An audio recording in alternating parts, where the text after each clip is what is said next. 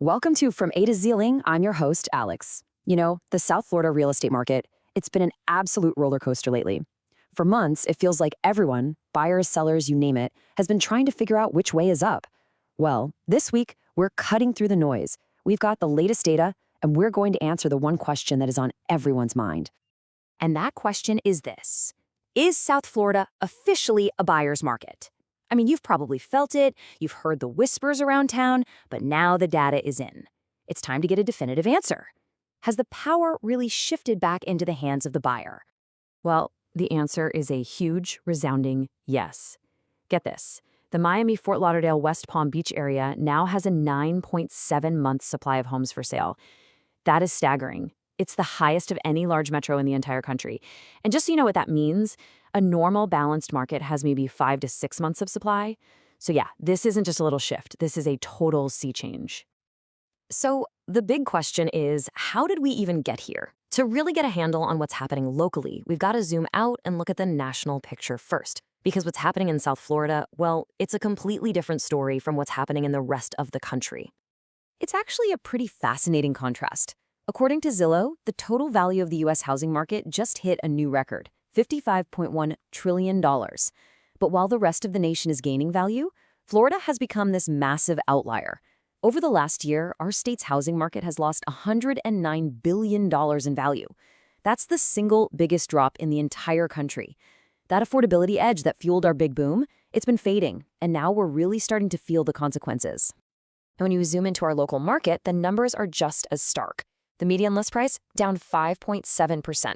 The number of homes for sale, up a whopping 24.3%. And properties are sitting on the market for an extra 16 days compared to last year. But here's the really crucial part you need to understand. That big jump in inventory isn't because a ton of new sellers are rushing to list their homes. Nope. It's because the homes that are already listed are just sitting there, lingering for longer. And that has created a situation where there are roughly 3 sellers for every 1 buyer. The power has definitely shifted. And that power shift, well, it's creating 2 completely different experiences on the ground. So let's dive in and talk about what this market actually feels like right now, depending on whether you're trying to buy or you're trying to sell. Okay, if you're a buyer, this is the moment you've been waiting for. Seriously, you have the biggest selection of homes we've seen in years. And that means you have some real negotiating power. Those crazy, over-the-top bidding wars, they're basically a memory. You've got time now to actually do your homework, to get a proper inspection, and to make a smart offer without all that insane pressure. Prices are coming down from those pandemic highs, giving you a genuine shot. Now, for sellers, it is a completely different world out there. The competition is intense, it's taking a lot longer to sell, and you're seeing real downward pressure on prices. And all of this is leading to a lot of frustration and kind of a market stalemate.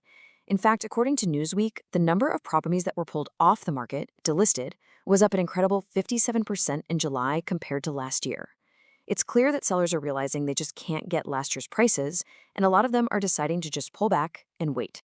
Okay, so these big picture trends are powerful, no doubt. But you know what they say, all real estate is local. So now we're going to zoom into one specific spot, Fort Lauderdale, because something really interesting is happening there, a surprising little twist that messes with that simple story of a market slowdown. Now, at first glance, things look pretty much the same. If you look at Redfin's data from July, both Miami and Fort Lauderdale saw some pretty big year-over-year price drops. Miami's median price fell 7.8%, and Fort Lauderdale was right behind it with a 7.3% drop. So yeah, both cities are clearly in a correction. But this is where the plot thickens. When you stop looking at price and start looking at sales volume, the actual number of homes that sold, the 2 cities go in completely opposite directions. In Miami, sales volume fell by 12.6%, which is pretty much what you'd expect in a cooling market. But Fort Lauderdale, sales actually went up by 5%. So what in the world is going on here? Well, it looks like Fort Lauderdale's price drops might have just hit that perfect sweet spot. It seems like the correction there is actually encouraging buyers to jump in. They see value, and they're making moves even while the rest of the market is slowing down. It's just a great reminder that even in a buyer's market, if you price it right, the demand will show up. And that really brings us to the future, doesn't it? With all this inventory piling up, the billion-dollar question is, where is the next wave of demand going to come from? Let's take a look at a few signals that might tell us what's coming. The big idea here is something called pent-up demand. And we just saw a perfect example of it in action. Just recently, the 30-year fixed mortgage rate had its biggest one-week drop in over a year. And what happened? The Mortgage Bankers Association said that applications just shot up, hitting their highest level since 2022. It's proof that there's this huge pool of buyers just sitting on the sidelines, just waiting for things to become a little more affordable. And listen, that demand isn't just coming from here at home. The Miami Association of Realtors is saying that global interest is still really strong, and it's actually changing. Colombia is still the #1 country searching for Miami real estate, but check this out. Singapore, a huge global finance hub, just popped into the top 10 for the very first time. That tells you that Miami's appeal is spreading to brand new corners of the world. And it's not just individuals. Some of the biggest players in the industry are super bullish on our market for the long haul. Take Jesse Stein, the global head of real estate for Airbnb.